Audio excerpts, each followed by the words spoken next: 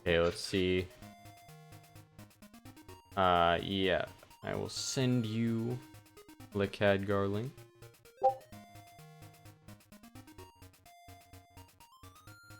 Glyph, do you want it too? I have it already. Oh, you already got it? Good. Yeah. Good. Alright, my computer's already having a stroke. This is fun. Do I watch it on my Audio just cut phone? out. Okay. Alright. Let's see. We're live.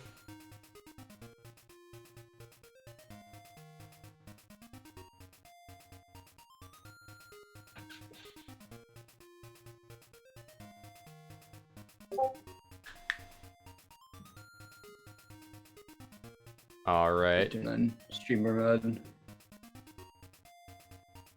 Yeah. So yeah, I see the Khadgar. If you want me to let them know that we're good to go. Just say the Yes, word. we are good to go. Also, I love the Oz.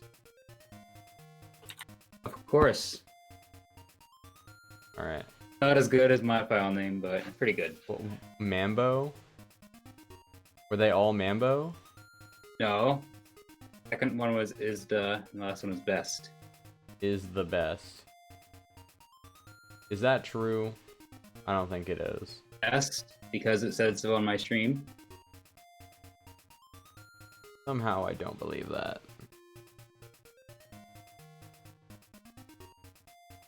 Alright, so just let them know that we are ready to go whenever.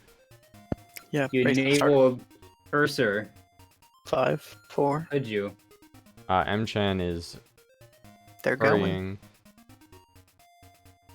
hurrying. Yep, they are going. Mchan is currently... Okay. Pain to sync this. Because Good Twitch doesn't allow you to sync it anymore. Anyways, this is The Legend of Zelda Link's Awakening DX1, 100%. No wrong warp, we're out of bounds. I need to pull up the chat. Schedule. I'll just read it to you. The schedule. Anyways, the races are off. Matt and Mchan are getting the sword so that they can get rupees and play the video game. Ass.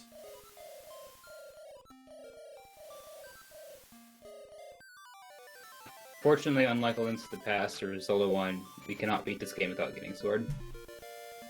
Yeah, because values in the game. And Nice other dude reasons. from Matt. There's lots of things Oh where my if one God, thing was Matt. different. Matt! The dupes. Why is he Jesus. not saving and quitting immediately? What is he doing? He He's threw... gaming. Dude, he had 9, he could have just left. He's now behind.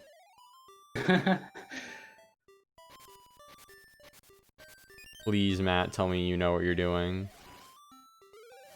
Matt, you fool. Come on, you have no... Oh, I find the rupees in the bushes just, they don't come as much as you want them to be. He had 9, he could have saved and quit and saved so much time. Immediately after getting 9. Okay, well now he has 10. 11. That's good. Yeah, so they need 10 rupees so that they can steal the shovel for free. And then they're going to be buying the bombs for 10. 10 without actually buying them. And then we're gonna be buying the bombs for free, is game. what he meant to say. Yeah, essentially, if you save and quit while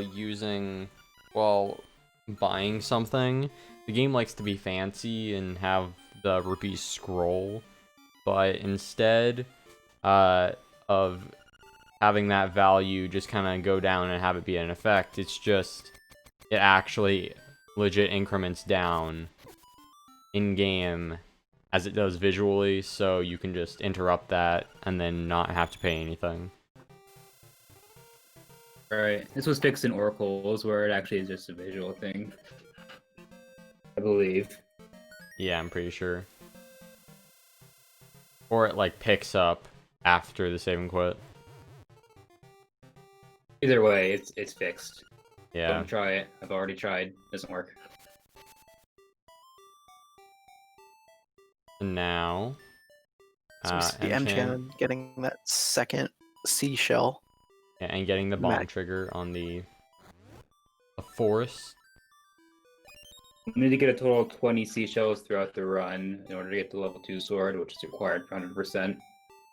And you can only get 20 in the game, so you're wondering like, oh, what about the other 6 in the game? You can't. They all either disappear or turn into rupee chests.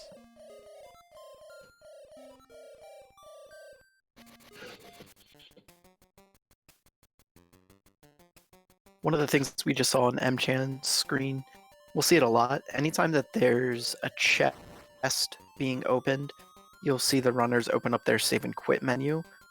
Each chest has a certain amount of text that pops up. Sometimes it's a little, sometimes it's a lot. Opening that save and quit menu cancels out that text box, so it does save a little bit of time, and that adds up throughout the run. Yeah. I guess we should try to describe bomb triggers, what they did in the forest there. To skip putting the powder on Terran. Here's a technical explanation of what happens when you use 2 bomb triggers. If there's 1 bomb, the game's like, oh, okay, it's fine. 2 bombs, whoa, whoa, whoa, my guy. That's not supposed to happen. Here's a cutscene. If we want to get more technical, essentially, game doesn't expect 2 on screen, so it plays the next. It just plays the first value on the screen, and it's like, here you go. And it has to do with that. Yeah, it has to do with data overflow from like the bomb arrow counter, timer relating to bomb arrows and things like that. Yeah, and so essentially, yeah, because when the bombs are ticking down, you can see like they have an animation, and the explosions are, I think, sprites too. Yeah, so, and there's a reason why they killed a moblin there before bomb triggering Terran, and that's because they needed to clear up that slot in the data table in order to activate the Terran bomb trigger. So now we are about to see the most broken item in the entire game. And so it's very particular about what sprite slot gets loaded into, where the bomb trigger will work or not. Yeah. So here we are, Feather. The most broken item in the game. Yeah, basically, game lets you clip into walls. Worst mistake they ever made. If you are clipped into the wall, then push up against it in some way, then use some way to turn around or just, stay facing a certain direction. Hold back at the wall and then forwards for 9 frames at least. The game will think that you are on the ledge at that position and will basically push you off as if you were jumping off of a ledge. And then you can basically get what looks like a super jump. Right. And CBS will tell you, after that was discovered, it really changed how speedrunners played the game, because it's such a big trick, and it skips so much dungeon movement. It skips so much time out of the dungeons. It'll save lots of time throughout the run, and you will see them using it basically in every single dungeon, almost. Matt getting Yeah, I know it has trolled. weird properties in the overworld. So you'll see them do it in the underground sections or the dungeons. But the overworld, the way the ledges work, I want to say, is a little bit different. Yeah, right, the only time we because do it in the overworld, I believe, is for a trick called Zora Bump. That'll be about 30 or 40 minutes in the run, I guess. yeah, the only reason why it doesn't work in the overworld as much is because instead of everything being a ledge, there are actual walls, and so in the instance of Zora Bump, you are jumping off of a ledge. Yeah, it's the way they use the tile sets in the dungeons. The walls, they actually reuse the the vertical sections, you know, so that you can jump down from other sections in the dungeons. They just reuse those tiles. So Right. Lazy developers. lazy So, or smart. hey, we You can, know, the Game Boy only has so much memory that they had to make a lot of compromises. And I think what they did uh, you know, you're not going to notice this stuff in casual play for the most part. So I think they did a really good job with what they had. But you'll see that this game is very, very broken nonetheless. yeah, I mean, they didn't even Um, bother to so yeah, patch Doghouse glitch. Anyways, No, we're gonna be getting some heart pieces because this is 100%. We need, how many hearts do we get in this game? Commentator's notes. 12. Matt, soft locks, please. Oh, That's the first content. Well, no, the second content if we want to count the rupees. Matt, you're not clipped. that's not really content. Anyways, Mchan, remembering the picture house. Very good. The run is That's another dead. one of the fun parts of 100%. Yeah, if you forget the picture house, yeah, it's too late. You have to return Bow Wow, then go to the picture house, then go to Richard later on, and it's a doozy. Now we got the Moblin It's kind of Cave. easy to forget. Yeah. The reason it's kind of easy to forget is that in other categories, like no save and quit and no wob, we just go straight into the Moblin Cave. And so it's Yeah. very easy to forget when you're going in between categories. That's There's why lots you of use instances notes. like that in Hundo particularly. Because the route is so similar to Squad and Wob that a lot of the movement seems the same, and just with a slight detour, we'll forget to do that slight detour sometimes. That's Hopefully why we you won't see that today. That's why you play with notes. No, Yeah. it's boring. I built it right into my splits, so I never forget. I just have a notepad document that just reminds me where everything is, even though I know the whole route by heart. Because it doesn't hurt to have an extra resource. So we just saw Mchan do the first, I believe it's the first instance of a flock clip. Yes, the first of 2 instances of a flock clip in the run.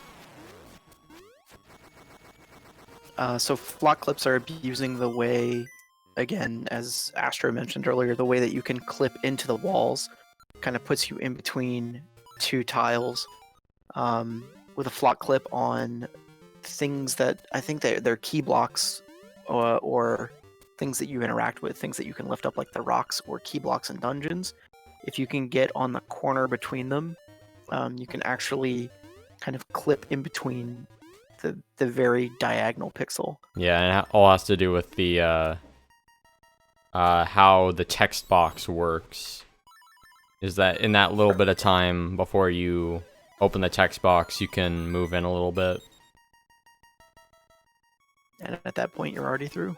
Yep. Not out of bounds. It is subpixel dependent though. Yeah. Which there are lots of things in this game that are based on subpixels, which we can't control. Yeah, so in that there are situation, if you have it... Like Super Mario, yeah. There are games like Super Mario Bros. 3, for example, and other games where you can kind of control your subpixels and manipulate them a bit. It's not really feasible for most of the time in Link's Awakening DX. If you're getting bad subpixels, there's nothing you can do. Yeah, Oh, go ahead. No, you're good. Go for it. Yeah, for instance, for flock clips, the way that flock clips can fail to do the subpixels is if you have a subpixel that is away from the object. So if Link is a little bit out, the flock clip won't work. So, gotta be cognizant of that. So Matt going for the ghost kill. Get the bracelet. Normally in other categories, well, I guess just no WoW, but you would leave the dungeon because you can save and quit, but because we need to return Bow Wow in order to get pictures, to get certain pictures, we just opt to finish the dungeon now. Right. You'll see a nice quick kill coming up on Mchan's screen. Again, another one of the nice abuses of the wall clip. You'll see Link pick up the pot with the genie, which you're supposed to throw against the wall a couple of times, but if you wall clip into that top wall there, the game doesn't know what to do with the bottle. It doesn't know where to put it, so it breaks it immediately. And then 2 quick bombs. Genie's dead. Shout out to the Tampa. You blink, you miss it. Yeah. I think it has something to do with the fact that the bottle is on the wall the entire time. And it's like, and then opens. Yeah, then like, they can- it keeps on getting hit every frame, Yeah. something like that. And then it, So, something interesting is that in the French or German version of Awakening, the original, the black and white version, if you do that trick, it'll break the bottle, but it'll also duplicate the genie for some reason. So you can kill him and Yeah. then get 2 heart containers. it's weird. Why does it do that? Don't question it. Just accept the truth. I won't. So we're gonna see Mchan doing powder skip. Essentially, Hopefully. you don't want to get the powder, or your run is for all intents and purposes dead, or you're gonna be losing like 5-6 minutes. yeah, because you either have to buy a bunch of resources, or you have to not use those resources.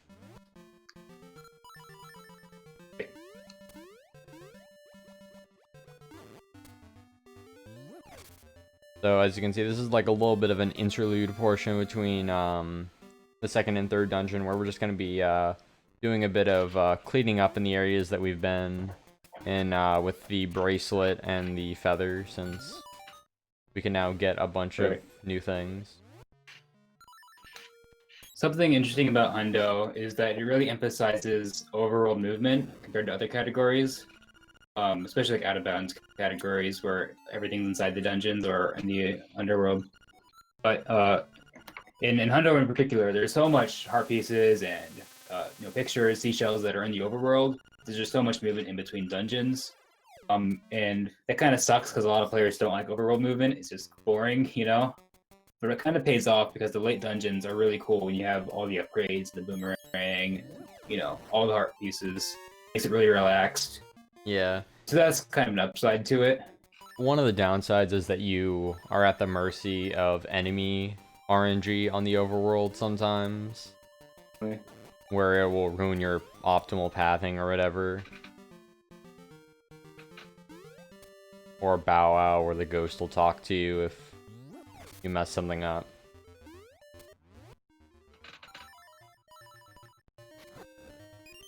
Keeps it fresh though, instead of it being the same like the dungeons.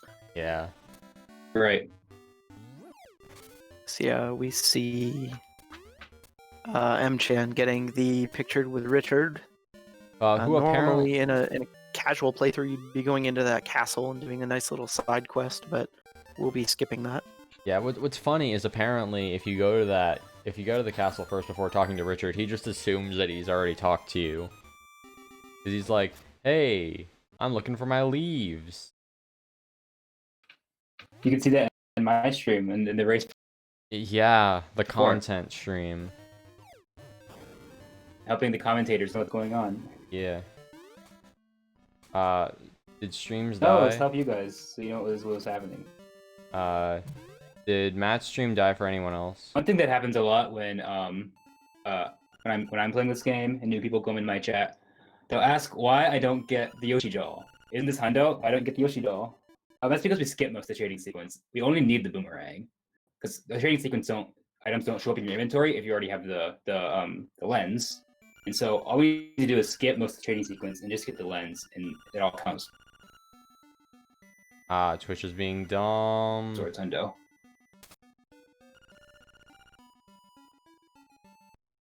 I'm gonna try to... And with the way the pits work in the game, when you fall in a pit, Link's sprite gets pushed down ever so slightly. So you actually kind of hover in between the pits for a little bit. You'll see see that later on in Rooster Skip. But what happens if on the screen transition, you get pushed down into the screen transition as part of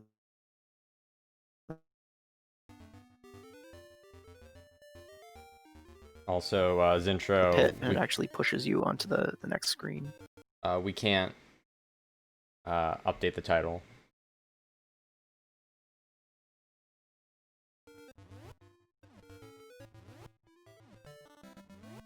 Okay, hopefully we're good now.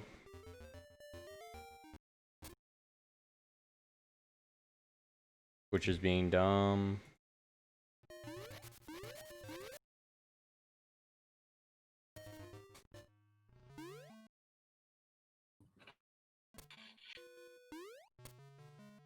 So one of the other things that really differs between 100% and some of the other categories, especially the ones with no save and quit, is a thing called Piece of Power. In Hundo, you really only get Piece of Power right here into Dungeon 3.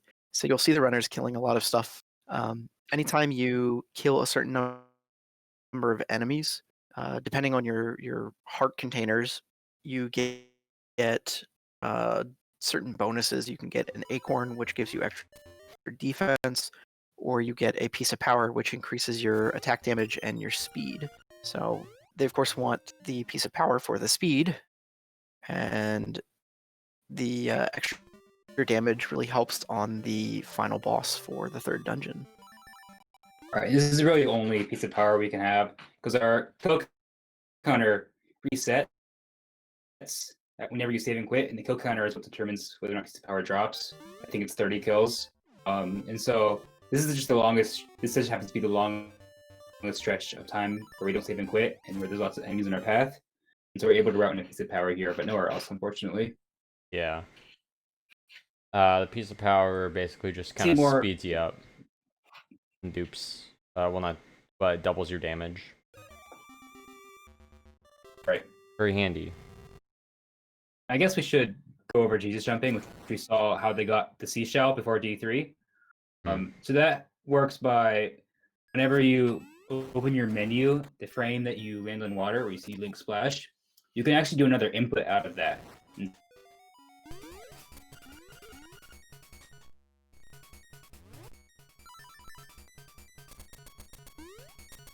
Flippers. You can go to things that require flippers early, and it's better for routing. Yeah. This is not an intended % run. Don't you worry. I say Hundo uses that a lot more than the other categories, from what I remember. Does No Squeeb and all that, do they use any of the Jesus jumps nowadays? Yes. Jesus jump after D6, because we don't have flippers outside of D6, and so we have to use Jesus jumps to get out. Yeah. Jesus jumps are basically the crux of the no loop and the no save and quit run now. It is the mid-game wall. You have to do 5, I think? Yes, 5 consecutive Jesus jumps. If you're not including the save and quit, but you can do 4, but skipping 1 is frame perfect. Yeah, you'll hear us referring to buffering quite a bit. There's 2 main ways that you can actually buffer in LADX. First is the start menu. Start menu, when you come out of the start menu, you can actually buffer an input so that on the first frame that you're active, once the screen goes away, that input will, go. Mm-hmm. So you can use the start menu to go 1 frame at a time. And you can use it to basically buffer another start input to advance 1 frame at a time, and then select brings up the map screen, which advances 4 frames. Yeah. Right. That's kind of how this game. Some tricks can be a little bit easier than in a game like Ocarina of Time or Wind Waker, where when you open the pause menu, it doesn't advance 1 frame at a time. You have to frame perfectly hit it if you want to go another frame. And so that makes a lot of tricks easier because you can do them buffered. Well, it might lose some time. It makes it much more consistent. Well, it's definitely much faster than buffering stuff in OOT, I'll give you that. Because it is. It's very true. Because The menu in OOT is so slow. We see Mchan.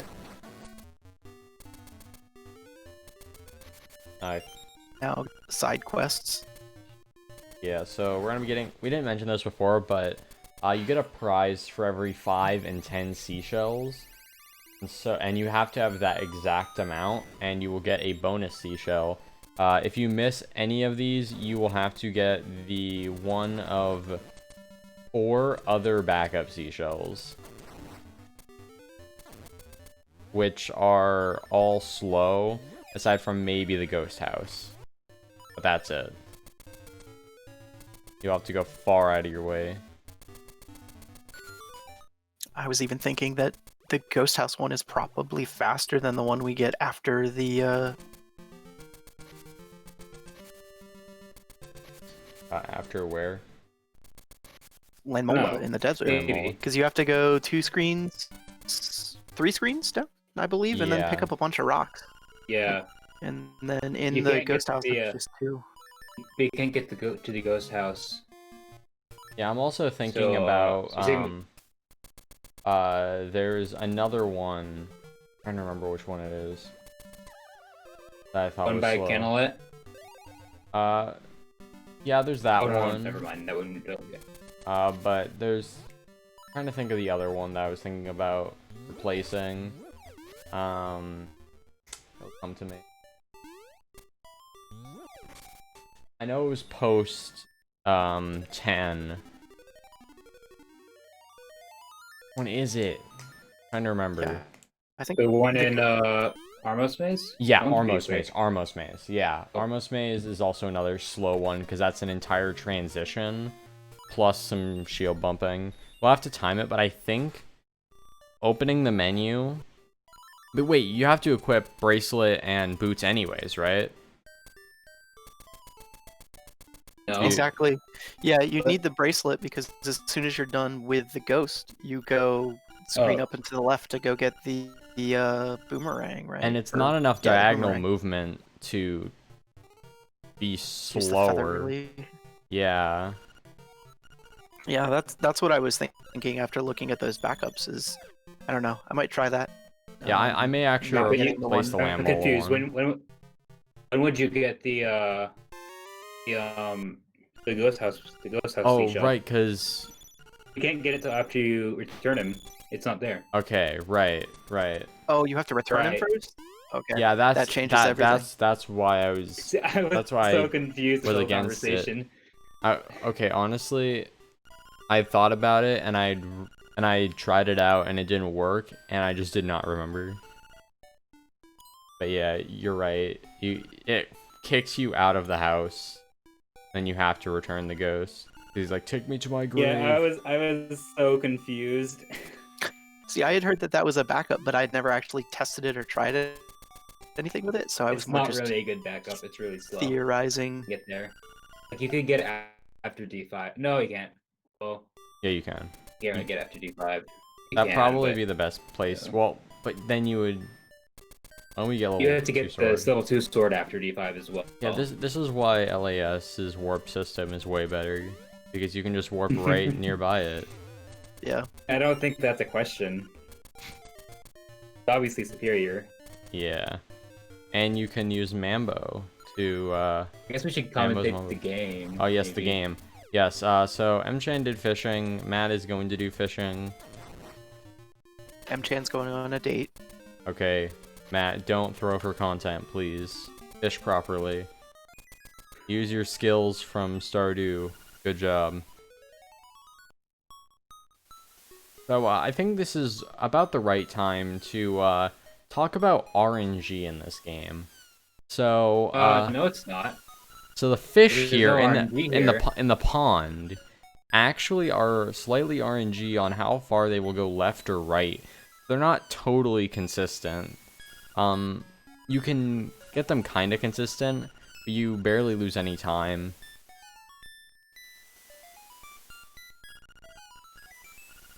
But yeah, also another thing about RNG, there are flies in this game, and Bow Wow here, that are also RNG based. Unlike some certain seagulls that I have not mentioned yet, which are actually the most RNG thing in the game.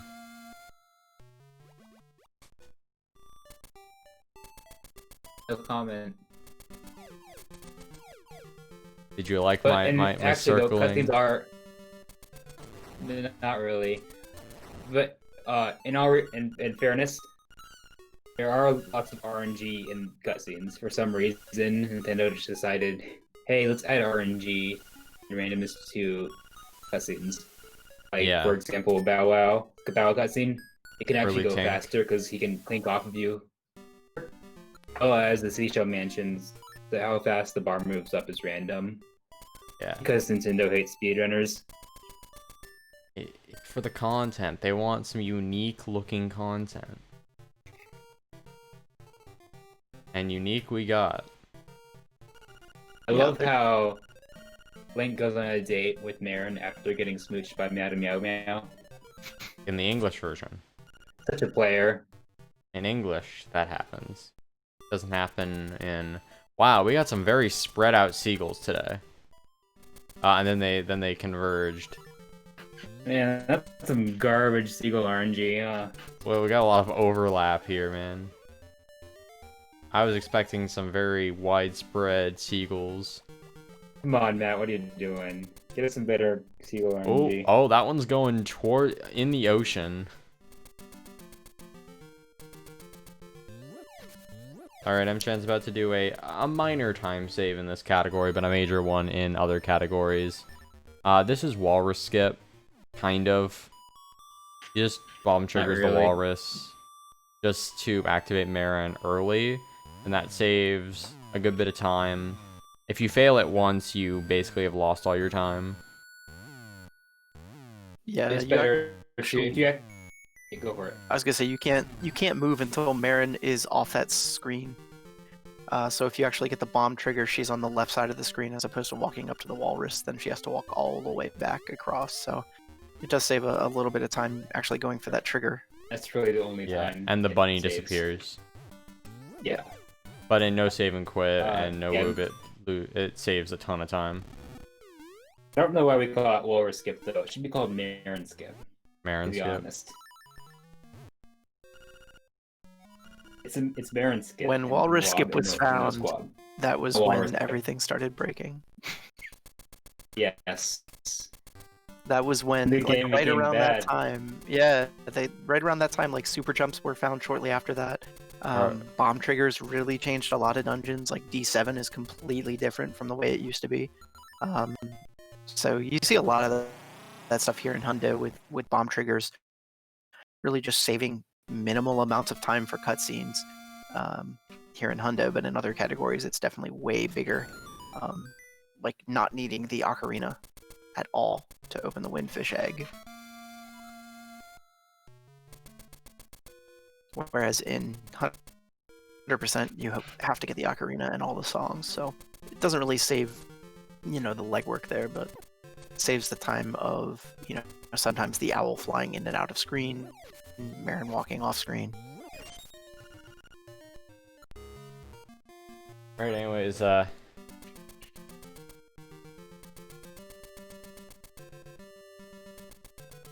Mchan's gonna be experiencing some long owl dialogue, not as long as in English. Glyph knows that very well. I do. I'd like to point out though that I did a run in English the other day just to see what kind of run I'd get. I got a 128 with the kind of sloppy run. Wait, that's a map so you bop. actually can get. It is a map bop. It's a low 128. Glyph still won on English and died in D3. The madman. The run actually wasn't terrible, honestly, other than that. It was kind of sloppy. It was pretty bad, but I mean, for a no I wasn't reset really. I race wasn't run. really trying, to be honest. I was kind of trying, but I was like, I just want to do memes today. I don't feel like running. Yeah, I'll just do memes. we both knew going into that who was going to be the winner. Like we were both just having fun with it. Yeah, regardless. Honestly, though, for the first hour, I didn't think I was gonna win. I'm like, oh, dude, I just lost the bracket to playing on English. Well, I mean, Like, I was actually kind of. well, you would have gotten a crazy low seed for the That's next true. I probably for the still next would've round. made the bracket. Maybe I should have strategically lost. Well, yeah, because then you probably would have gotten put up against probably me, Ryan, who else has lost so far? Spice. Spice. Probably would have been put up against people you could easily destroy. And then poor Seabass would be put up against, like, Sagas or something.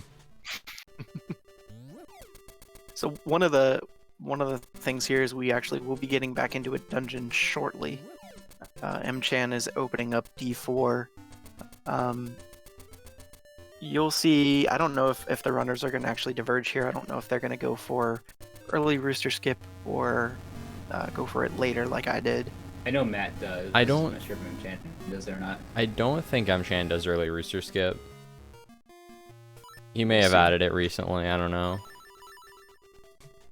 But anyways, this is a recent optimization, as recent as like January. But instead of getting the warp portal after D2, instead we just run over there. But we get that save and quit point. Also, Mchan getting the heart piece early. Interesting. I know I don't used really to do think that. it matters. Yeah, it doesn't matter. It's just how you feel about it. I like having the heart piece after Mambo finishing a heart container, so I know I didn't miss anything. Like it creates Yeah. a nice little reference point. Right. That is good. Yep, it seems like Mchan is skipping the normal cave that you go in when you aren't going for ERS, so seems like Mchan will be going for the earliest possible rooster skip. I bet I You can do it wanna- earlier. You want to start explaining rooster skip because that one's kind of fun. Yeah, I gotcha. So if you saw Villa Skip, how it kind of did buffers until Link kind of went on to the screen transition onto the edge. That's how kind of pits work. When you fall, Link kind of moves down. But when you have your menu open, Link can't actually fall and delays him falling. We can use that to actually push ourselves onto the cave tiles, which allow us to stand. And when we're standing, we can use a boots jump, well-timed boots jump to get across the pit. This is a much tighter jump compared to Villa Skip because we don't. It's harder to align yourself, and so you could just get millions and millions of buffers, or you could get it in like 3 or 4. It just depends on where you are and how risky you want to take it. Mchan did not go far enough to the left, so he just let himself Yeah, he fall. did not get it. We see him go Mm. right to D4. Didn't save and quit. Okay. Oh, just skipping it and just going. Gonna go for the traditional rooster skip later. Could Figured be an try it once if you opportunity get it. for Matt to catch up. Actually, a huge opportunity since it's like a 30+ second time loss. It's a bit of time. And we'll see another instance of the Jesus jumping on Mchan's screen, kind of breaking away around D4 to go up and get to the flippers. Again, transitioning right on the edge of the screen on that last possible second you get before you get that one input. It skips fighting the mini boss. We don't want to fight mini bosses here. Yeah, We're pacifists. We want to kill as little as possible. You know. I miss the mini bosses. where you like fighting the smasher in D6.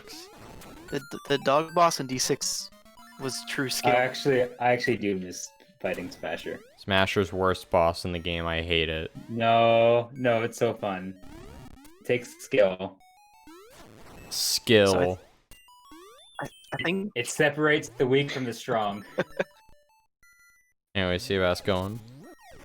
I think Mchan. I don't know if that's the first instance of Jesus jumping where there's a clink or super jumping where there's like a clink to redirect Link. You see him jump off the wall and then use the P hat in midair to actually spin Link's sword out, clink off of it, and it actually changes Link's direction. So you can use the super jump to get up onto the ledge there to get the key. Yeah. Way quicker than you should otherwise. Yeah, and there's a 4-second faster version of it that's a bit harder.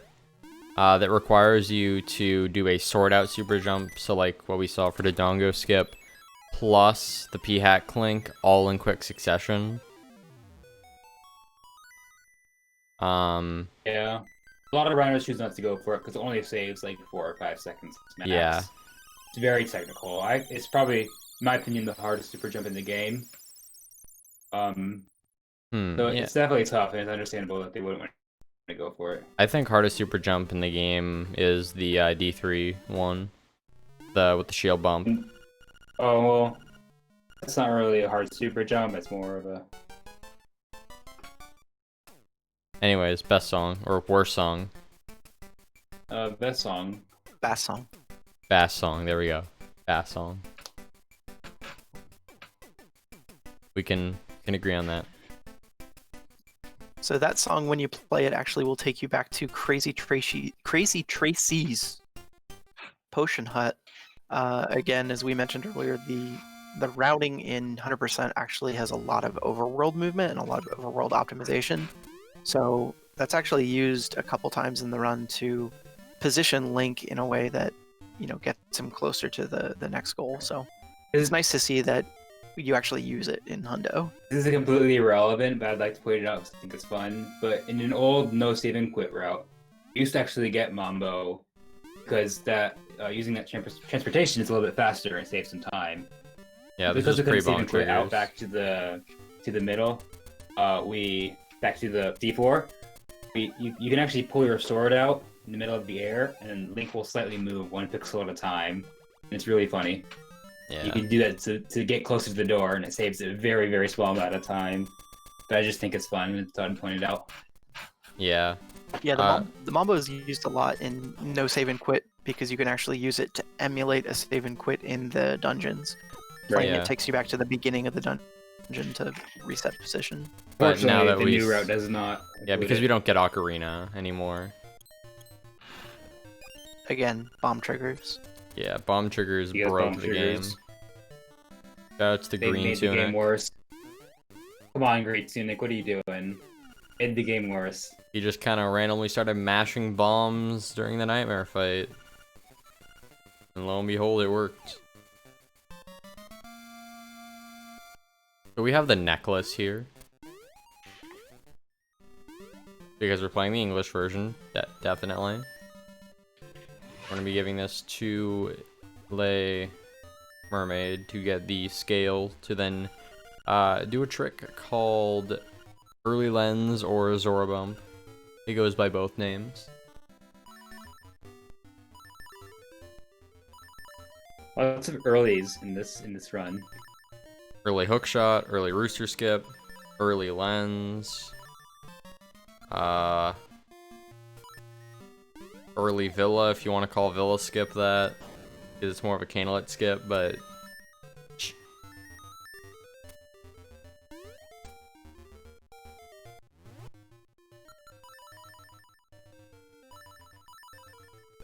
Nice. Mchan is doing the buffered method of Zora Bump. Loses how much time? Like Depends on what pattern you get. 2 seconds per buffer, so like between 8 and like 12 seconds. Yeah, well they're map buffers, so it's longer than 2 seconds. So Map buffers are shorter than 2. Map buffers are than save and quits. yeah, there's like a weird order on how long a menu takes to open. Yeah, maps are the fastest, with start menus being the slowest. It's really bizarre. But the benefit of start menus is that you can buffer much easier. Right. Because it's a And so one frame. Each menu, like being save and quit, menu, start menu, and map, have their own uses throughout the run. Map buffering being the least useful, which is only really used in Hundo. I don't think you really map buffer at all in Wob or Squab. You don't. You used to, and we used to use it in Death'll Skip before That's all right. the nips were found. You actually used it to, I mean, you could do it with start buffers, but it was a quicker way to count frames. You would do, I think it was like 7 map buffers or something to get a Yeah. certain like frame of a bat animation to. And I don't know if PhantomMat or Mchan338 will be doing the Death'll Skip or not. I don't think so. Yeah.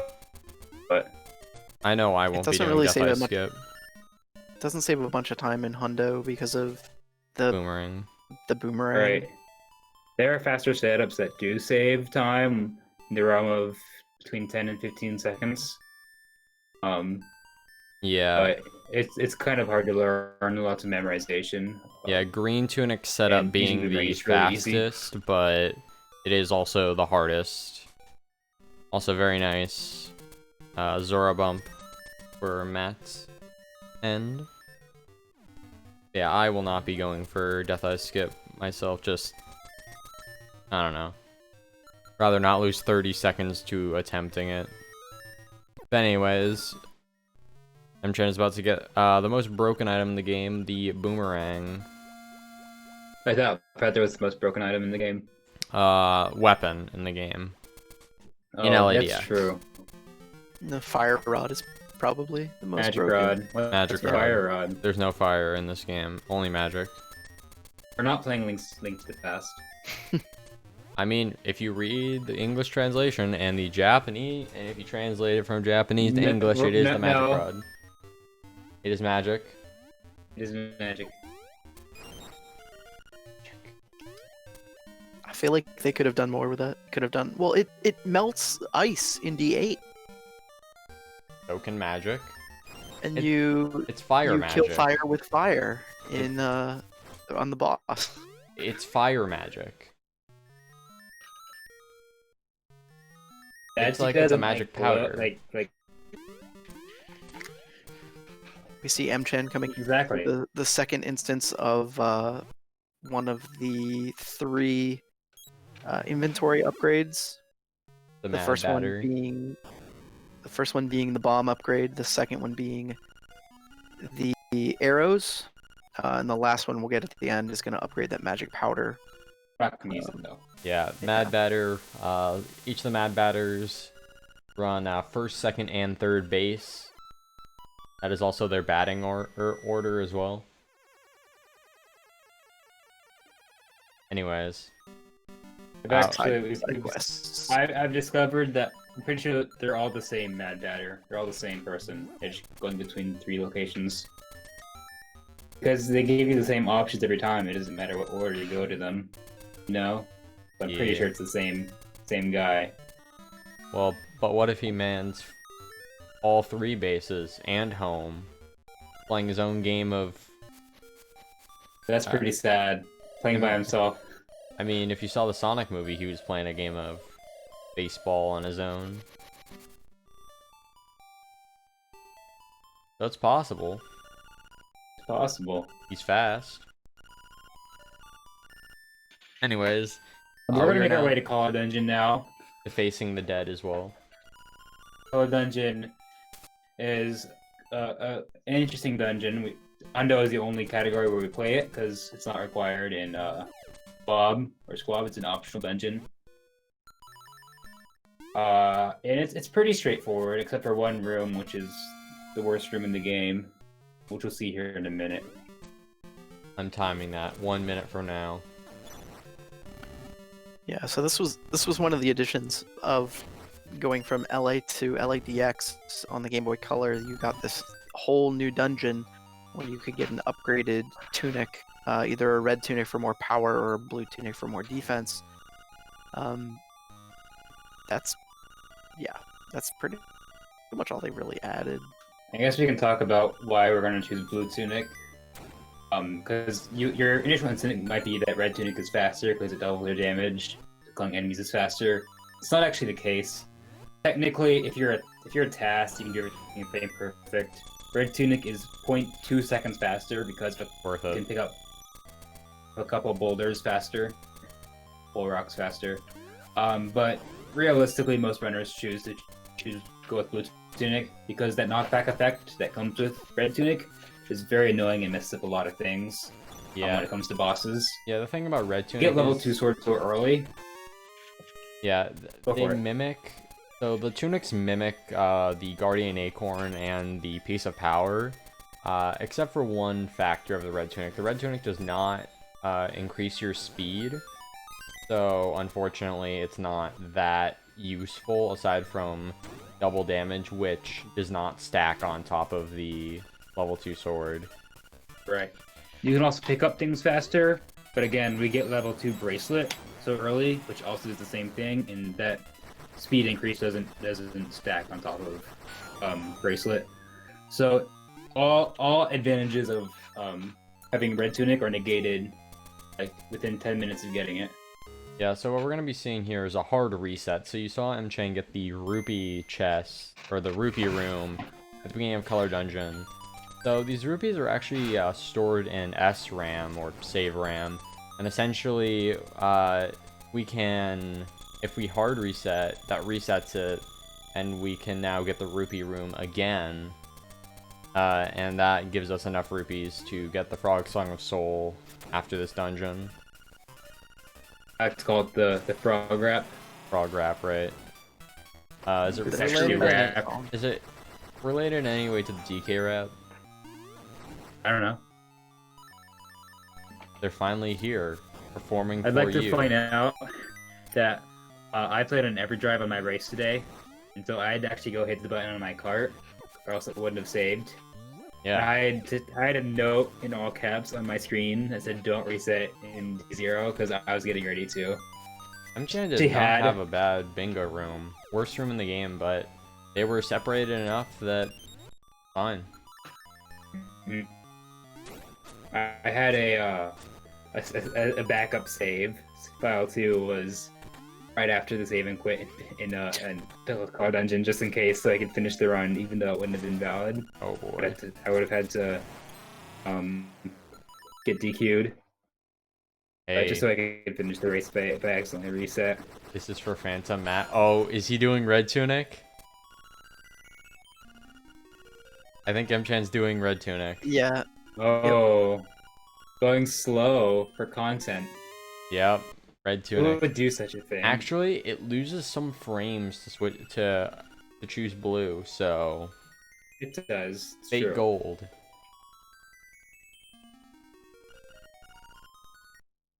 I like it how we had the text on screen.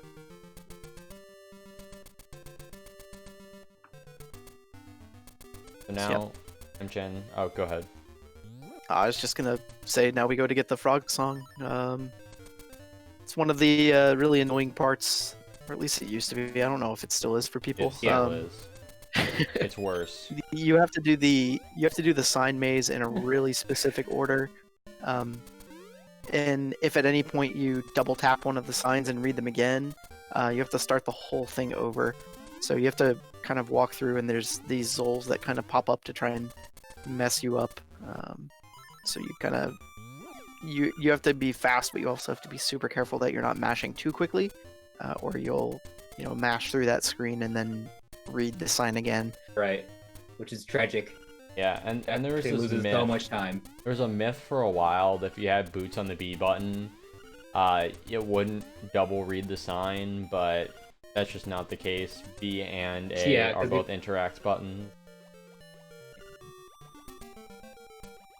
We see PhantomMat in the bingo room. Oh, this is that is. Oh well, he got the double green. That is nice. Not a great bingo room, but a good backup though.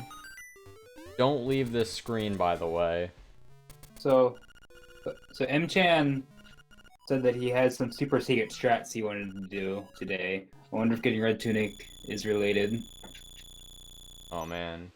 Anyways, do not leave frog song area, and do not leave the screen with the stairs. Do the I've done frog that song area. before in a PV attempt. And you have to I just held boots and accidentally looked up. You have to redo the when entire that happens, you sign have to do the maze. whole. Yep, I just reset. I was like way back before I had a sub 130. I still reset because it just loses that much time. And Matt opts for the blue tunic, so now we got some red and blue representation. A little bit of contrast between the two streams. I like it. Yeah, also Matt has been golding every single split. What a legend.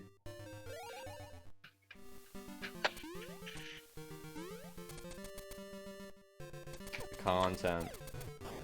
So now, the most remote heart piece in the game. The Moat. By Canelet Castle.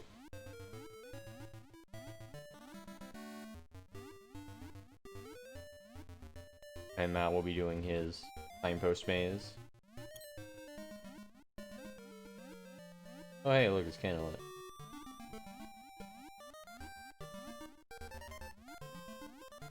You don't get to see Batman.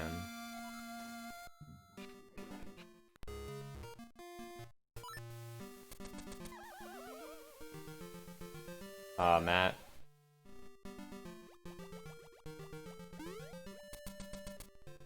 Good.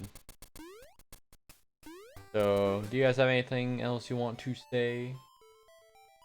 The people watching at home. Getting the Zora picture, the last picture on Mchan's screen. There are 12 pictures in total that you have to get throughout the run for 100%. After getting the Zora picture, he's now going to go into the Armor's Maze and get the final seashell, and then the key to open up D6.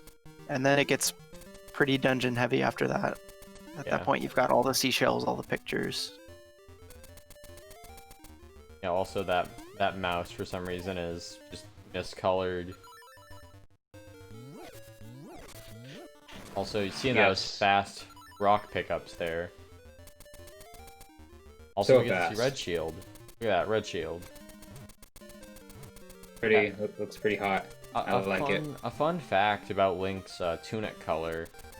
Because they just kind of make everything that is green that specific color, that means that the ocarina actually changes color in Link's hands. Same with the hilt of his sword and the shield.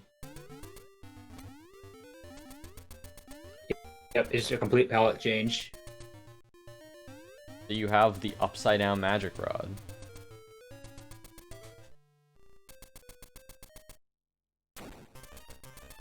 Seems like Mchan is opting for arrow strats.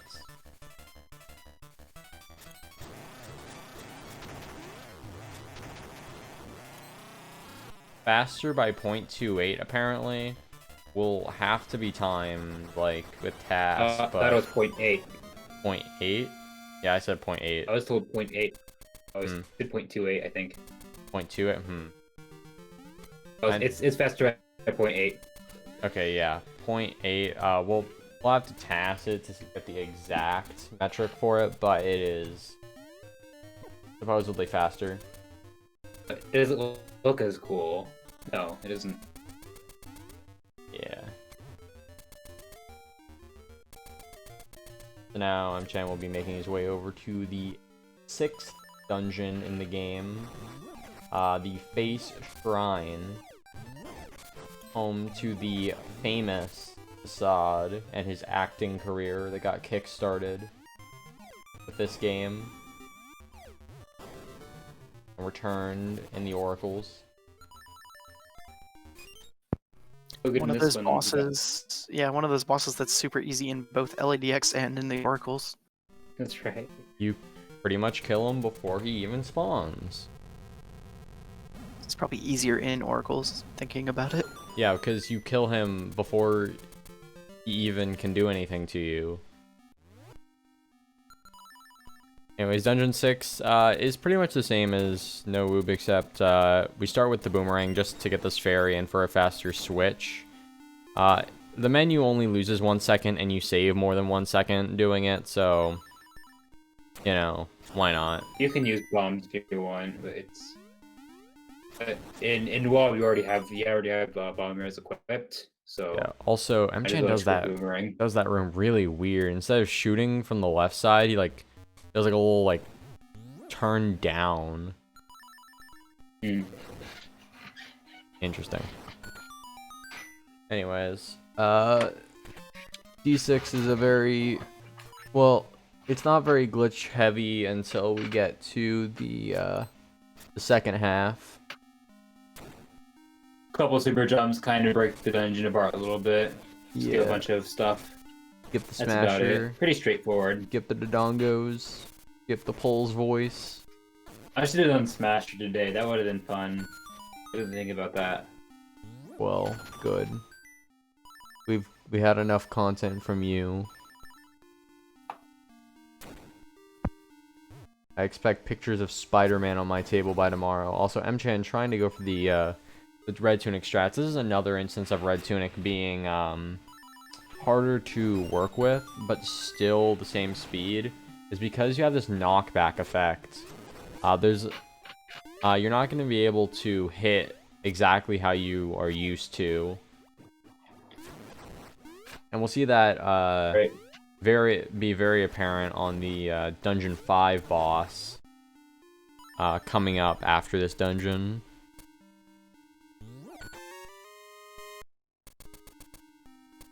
Also, yeah, these are the super jumps that break the dungeon. Oh, and it seems like Mchan is doing the flock clip, which are slower and arguably harder and RNG. Well, not exactly RNG, but I you don't know, judge. but yeah, You know, it's definitely an interesting choice. You know, do what we're used it works. to. He's doing his thing. Yeah, I don't judge people's runs. yeah, an interesting choice nonetheless. But at the end of the day, if that's what makes you happy running the game, do what you love. So horse heads. Horse heads have a RNG. 1 in 4 chance of working, Yep. and we just hope for the best. Just That's all we can imagine say. flipping a coin twice. Literally. You are flipping these But good horse heads. from pretty good from Mchan. Yeah. What's the current world record? I know it's by Cravone. Like 30 something. Oh, we forgot to mention Cravone for the D4 boss. We're going SFD4 boss there. There we go. Anyways, Facade, we only needed to get really 2 hits on him after he actually spawns. Because the game just has his hitbox there at the beginning for some reason. And there you go. Of course, we can't understand his acting job. Most people use a music cue to know when to time bomb triggers, which is pretty effective usually. You just hit it on, you hear a certain beat in the rhythm. Wait, bomb trigger and Music. Facade? I couldn't do that today because the English text made it longer. So I just wing it. Yeah, some of us, I know Alos and we use jumps to time it. 4 Right, jumps. Nitros does that. Also, I'm missing the bomb trigger here, unfortunately. Saves time if you get it unbuffered. Is even if you buffer it. So now we will be getting the Koholint sword, I think is what it's called officially. The level 2 sword. Or the seashell sword. Seashell sword. The Or- Master Sword. That's in Oracles. We can clearly tell the Master Sword is blue in Oracles. Hereby making that red tunic less important. Indeed. Right. Look at this sick sword. So now that we have both level 2 sword and power bracelet, the only thing that the red tunic provides is a knockback effect, which is definitely more Of a hindrance than helpful. yeah, more of a hindrance than helpful. For sure. So you'd think that we have this really cool sword, but it just turns into a normal sword again, unfortunately. Kind of lame. Also, it's very sad because the Seashell Mansion dies. Yeah. Very The sad. mysterious person behind the Seashell Mansion is gone. I'm pretty sure the Seashell Mansion is alive. Who runs it? Oh, it's alive. I don't know what to So tell we're you. saying that Seashell Mansion is a character. Yes. So it's like Jabu Jabu. Building. It's a sprite. No, the building talks to you. The building is omniscient. I see. So we'll see Mchan coming up on early hook shot. Again, one of the other earlies. Yep. Oh, and so Misses it. it's essentially a 50-50 shot. You basically bring the key over to the next screen using the boomerang, and this is why we got the boomerang early, so that we skip having to fight Master Stalfos all 4 times. Unfortunately, Mchan not getting good RNG. Yeah. Really control it. It's just whether or not 50 chance. So the way it works is that each screen that have items, like have that item value assigned to them in memory. No, you can only have one item per screen. So that screen that Mchan's on has the key assigned to it. The screen where the Master Stalfos 4 spawns has the hookshot assigned to it. So if you're able to bring the key with you into the next screen, the game will think it's a hookshot and it'll just give you the hookshot. There we go. Man, Mchan just getting completely destroyed by RNG. Compared to our last race that had double first try. And he got it. Very nice. Well, not very nice. It was like 5th try, right? It was pretty bad. Yeah, so missing early hookshot can range from a time loss of 6 seconds to 15, depending on how fast you are at resetting it up. Can lose even more than that if you're especially slow. Yeah, it's usually more than 6, closer to like 10 or so seconds per. There's nothing you can do about it. It's why a lot of people don't like Hundo. It's just because of that one trick. It's over an hour into the run. 50-50 chance. 50 chance of losing a bunch of time. It can be frustrating for PvE attempts, and it kind of makes Hundo difficult to grind. Yeah, this is a very RNG category, all things considered. There's a lot of RNG factors. So, for instance, early rooster skip, pit clipping is entirely based on RNG, on whether or not you'll get clipped in. I love how most of the things that are RNG that are big aren't actually RNG. They're based on subpixels and Frame rules. that kind of thing. Frame rules, which aren't RNG. Yeah, there are things that RTA you wouldn't know about unless you like are going through very specific factors. So for instance, the press select text runs on frame rule, but again, knowing like landing that frame rule is frame perfect. So right, so it's essentially anything that's frame rule or subpixel based is for all intents and purposes task only. Yeah. Or yeah, basically RNG for RTA runs. Pseudo RNG. Yeah, because most of the It's time already pseudo random. It's pseudo random. Pseudo random. Well, wouldn't it just be random? Since it's Oh, do the pseudos cancel out? Ooh, is Not that sure. first, Or is it random? that is first try. first try early hook shot hookshot. from Matt, PhantomMat? don't save and pick him quit. Okay, good. He remembered. He stopped for a second. He was like, wait. We're good. Then You see Mchan. Mchan with the level 2 sword actually having a little bit tougher time with that boss. That's pretty much the only time that knockback is really annoying, is during the wall snake boss. Yeah, and 5 here. also during the nightmare fight for the Moldorm phase. Yeah, for some reason, for Moldorm and for the slime eel, or yeah, slime eel, Wall snake. wall Wall snake. snake. Basically, it gives the boss more iframes. Yeah, it has to do with just Link's sword Yeah, with having Link's a sword. cooldown. Yeah, like it seems like it gives the knockback, and it gives a cooldown until that knockback effect has subsided, or something But like for that. some enemies it doesn't. For some enemies it does. It's really weird. Yeah. That's why you lose the piece of power and no save and quit before slime eel. So now we are making our way over to the 7th dungeon. Because Mchan did not do early rooster skip, he will instead be opting to do normal rooster skip. I don't believe any of our runners goes for unbuffered.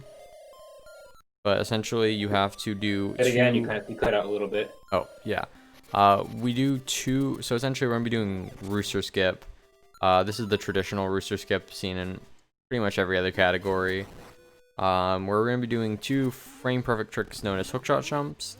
Essentially, if you release your hookshot midway through a jump, right as you're about to fall into a pit, the game will shoot out the hookshot, and on the last frame that the hookshot retracts from you, the game thinks that you are grounded, so you can jump.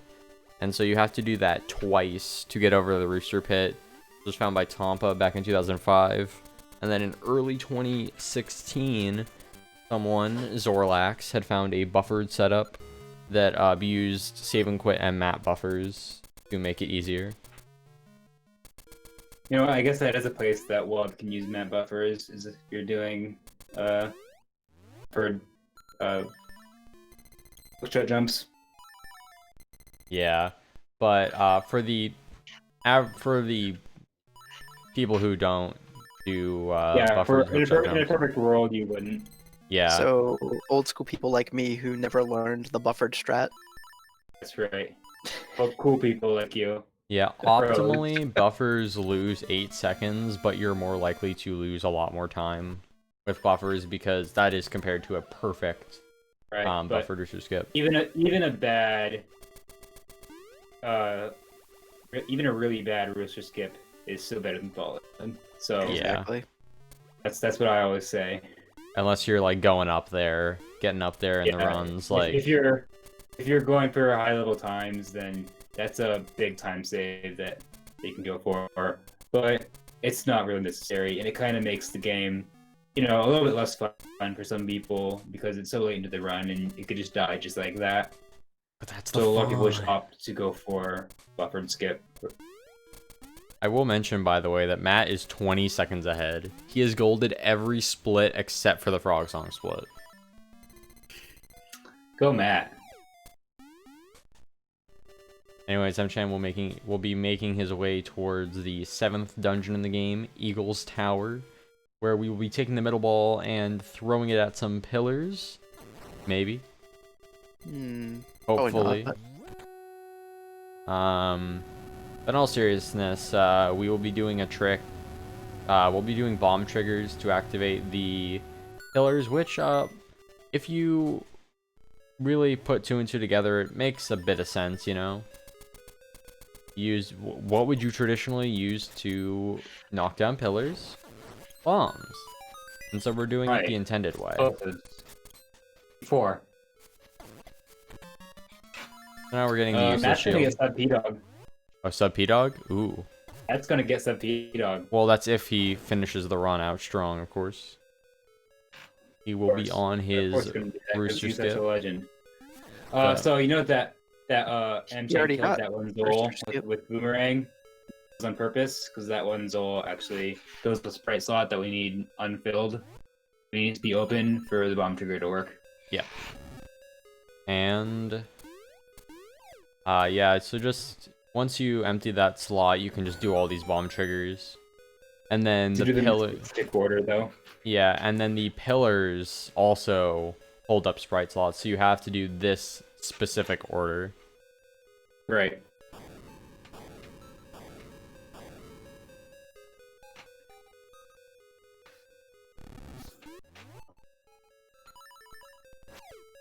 Also, So yeah, you can do bomb triggers over on screen transitions, excuse me, or over pits by dropping them into by dropping 2 bombs into pits within 4 frames.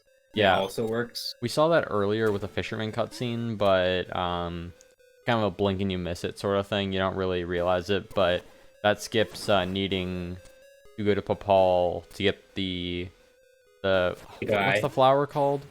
His name is the guy. The guy, hibiscus. the hibiscus flower to then give to the goat, to then get the letter, to then give that to Mr. Wright, not Phoenix Wright, to then give the broom to the sweeping old lady, to then get the fisherman's hook, to then give to the fisherman, to then get the necklace. It saves a lot of time. Shoutouts to bomb triggers. Also, hookshot can go through the floor. Game gets confused, doesn't recognize that the floor is solid. So you can wrap your hookshot and then it kills.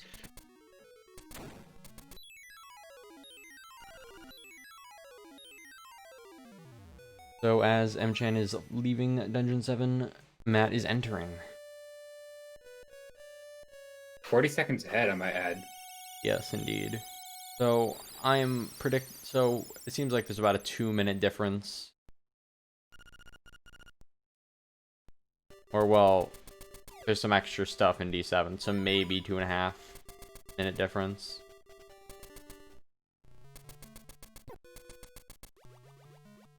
Amstead didn't go for Goomba Surf though, so we'll see if Matt decides to opt for it. Yeah. He's not usually a Goomba Surf kind of guy, but we'll see. Matt did not wait for the Zol to die all the way. So, what's interesting about the how enemies die is that they have to do their full explosion animation, and if they have drops, their animation takes a little bit longer. So you have to wait for that drop to appear first before they are officially dead. One of those small things that you don't really think about. But that is a factor. Also note that we got the level 2 shield a minute ago. We will not be equipping that. Yeah, we don't need it because we're going to be doing a trick called level 2 shield skip or flame skip. You're not really skipping the flame, but you're clipping into the wall. LADX, perhaps. Yeah, basically clipping into the wall, and then as we get hit by the fire, we can then just damage boost through, because we go the side of the hitbox that tells us to get pushed back. So you just push through.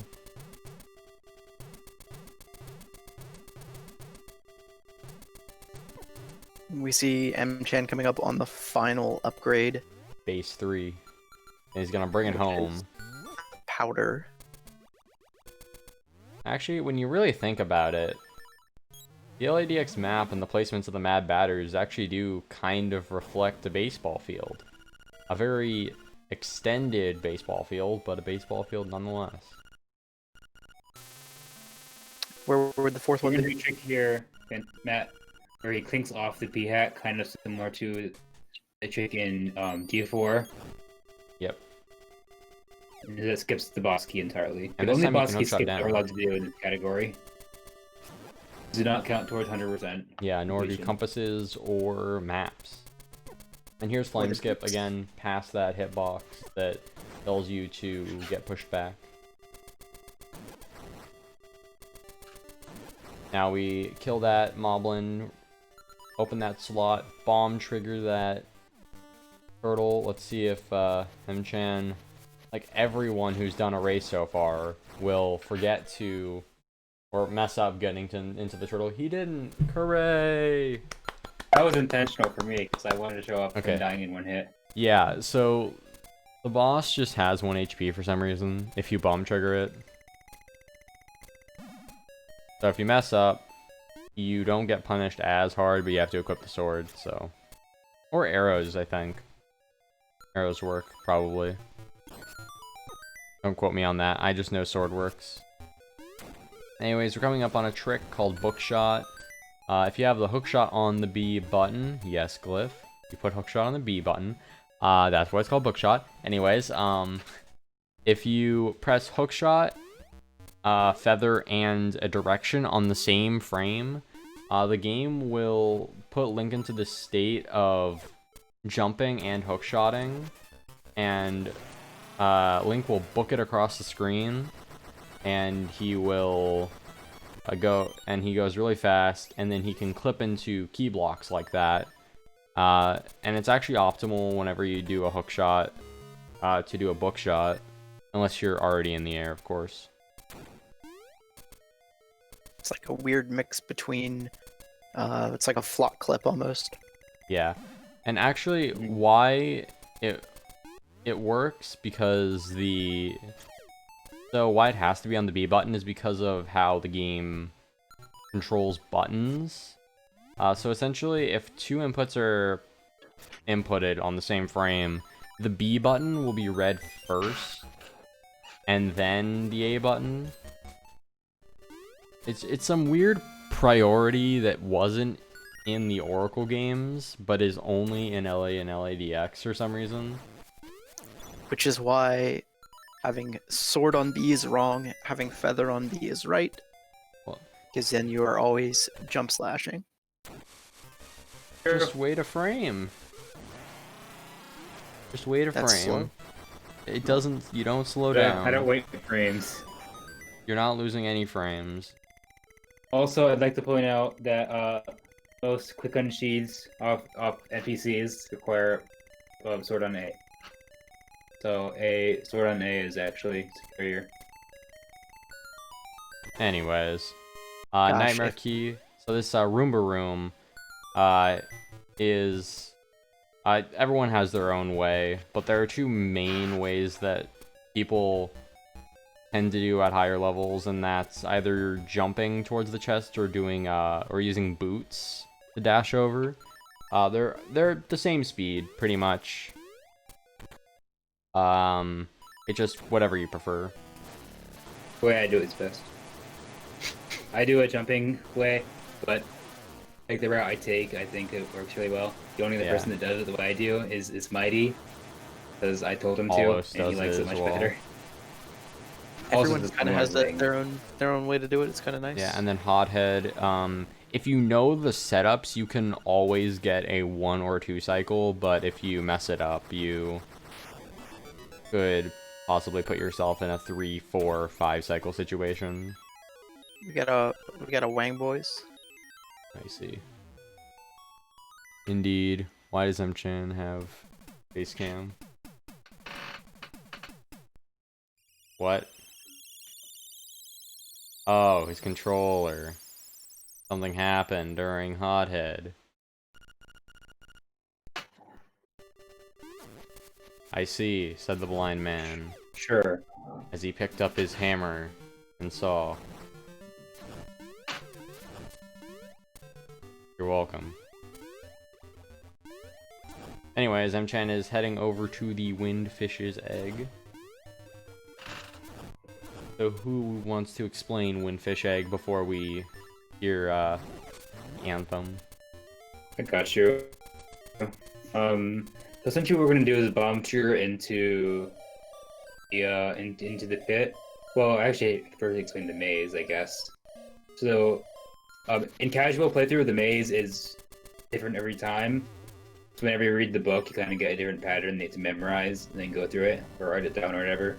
But it turns out if you don't read the book, that the pattern's going to be the same every time. Okay, now Like LIS, where you have to do weird things with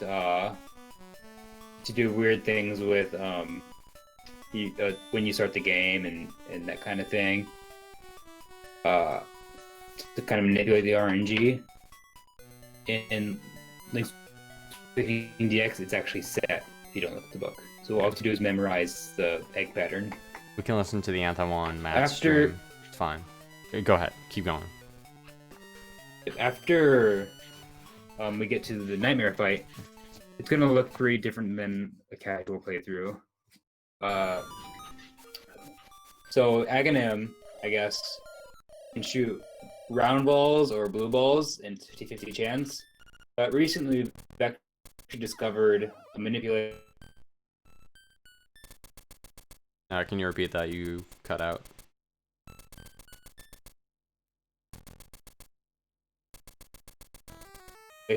So he can actually kind of know what pixel we need to stand on based on his last position. And so we can guarantee no blue balls. And you can do a similar manip for the blob phase, where we can do a quick kill on him. Normally it's 50-50 chance whether or not we get it. But we're able to manipulate him with a bomb drop. For whatever reason, after we do the cutscene skip with the bomb trigger. We can guarantee that we're gonna get the blob quick. Yeah, and you can do a high pitch. If you hold up the sword on the high pitch slash, you'll also always get it. Or alternatively, you can do the frame perfect slash, like what we saw from Seabass, where you release your spin after getting the first hit, because the second hit is what is the RNG part. Right. Yeah, that was something I'm surprised I got. I had never practiced that. It was pure muscle memory from like four or 5 years ago. I was pretty psyched when that worked.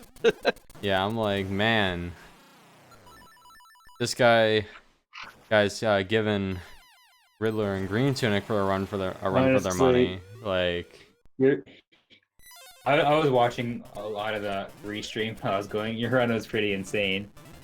For the first like hour, I thought I was gonna lose, and I thought I was gonna lose the bracket to playing on English.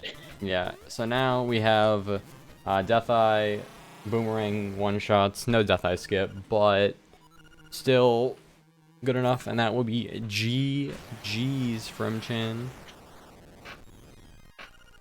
And Mchan will be finishing with an official SRL time of 2:24:44.78. GG's. So maybe we'll get Mchan in for an interview. If he wants, of course. Just put it in his chat. Oh yeah, there we go. Alright, we will be getting Mchan in for an interview. In the meantime... Interview, yes. Having fun messing up words. Interview. Interview, indeed. Matt is just now entering the egg. Comfortable 45 seconds behind PV. Oh, we talked through both of the songs. I didn't notice. I'm a fool. We're fools. We're blind fools. Deaf fools, rather. Well, GG. GG. GG. How do you feel about your run? Well, compared to, let's say, like 2 years ago from, the tournament from back then, I'm definitely a lot more calm. Fools. 2 years ago, I was like GG. really nervous for like every single race that I was in the tournament, because I came into the tournament with the 146, which is like the lowest time at the time out of all the participants. It was the lowest time out of everybody that signed up in that tournament from 2 years ago, and so I had to kind of work my way up, and then here we are 2 years later. I have a 121, and I'm not really so much an underdog anymore. So how'd you feel about this run in particular?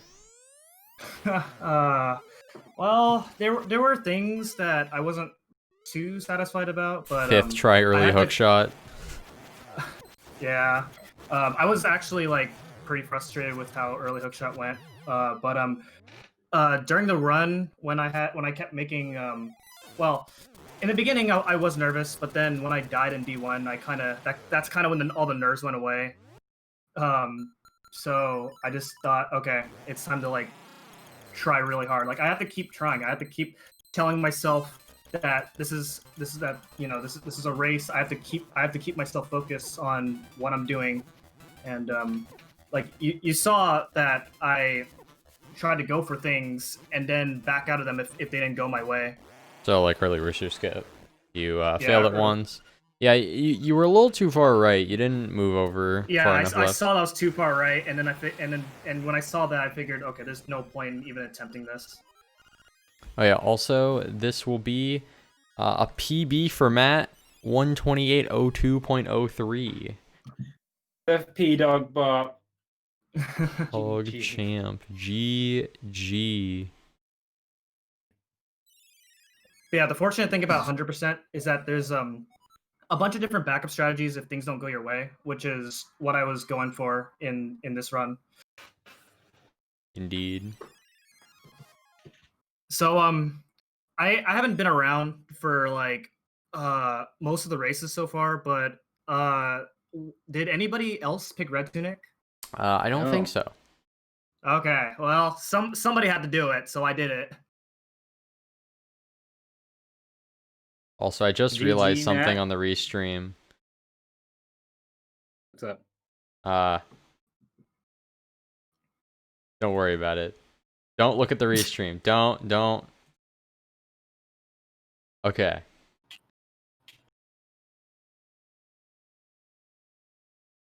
All right. Hello, Mr. Content. How are you doing? GG's on the PB. Yep. So I'll say this. What? That split that I made for Boomerang, never golding that again. Oh yeah. That was pretty solid. Not gonna lie. You golded almost every split in the second Yeah. half. I'm gonna point something out. At the very beginning, I was a minute and 16 up. Yeah, because you I had Fought 9. that shit back. You Yeah, I Let's was talk about those rupees for a minute I was here. actually watching your run the entire time, and I saw that like after like the beginning part of the run that you were playing basically out of your mind. Hey, well, you PB'd twice But in one honestly, day. That's a pretty insane run. This is the Yeah. power of Honestly. hamburgers. Alright? Everyone go buy Guilty Gear and go eat a hamburger. That's it. That's man. right. That is. You should do that, everyone. That's You- the strat. You think we've broken the curse? The P Dog Bob? You think that Oh breaks the yeah, curse? P-Dog's dead. I just assassinated him. So, this is sponsored by Guilty Gear. Put in, put in the discount code, LADX speedruns Content. on your first order. I don't know. Shh. Anyways, who's You playing? Who's sued. playing Oracles? I don't know about you guys, but I got work tomorrow at like 5:30, so All right. Yep. Well, we're gonna wrap this up. Thanks Mchan and Matt for participating in this tournament. nonsense. You know what? Thank you guys for setting up this restream in record time. Yeah, I don't know what It's happened, for- but that was kind of last moment. No, so what happened was we didn't expect Seabass and Glyph to go so long. Oh. And Alpha, Thanks. like, no, Thank no, you. no. It's not your guys' fault. It's my fault. It was actually content. is. And Alpha didn't realize that he needed to go to sleep until it's too late. So then, Oh, out of man. nowhere, Seabass just goes, "I'll restream it." And How then do I do that? and then he Astro ended up restreaming it. yeah. So I'm restreaming it now. Yeah. So yeah, and then Glyph was like, "Yeah, I'll commentate too." And here we are. Who else did I kill with this? Yourself. Killed me emotionally. You won. You bought my time I was- today. I was dead emotionally. Oh, poor baby. Although I was playing on a version that's like 7 minutes slower, so Oh no, I killed Happy. Oh no. Happy has TV not is submitted. I think It's Happy. like a 121. Yeah. It's a 121 that's invalid because of BIOS issues. Let me have this. Yeah. Move up that No. leaderboard. Anyways, I Uh, think that is it for yeah. the restream. For Alright. anyone who's watching, thanks Hey. for watching, and we will see you guys I guess whenever the next time we use this channel. Bye. See you.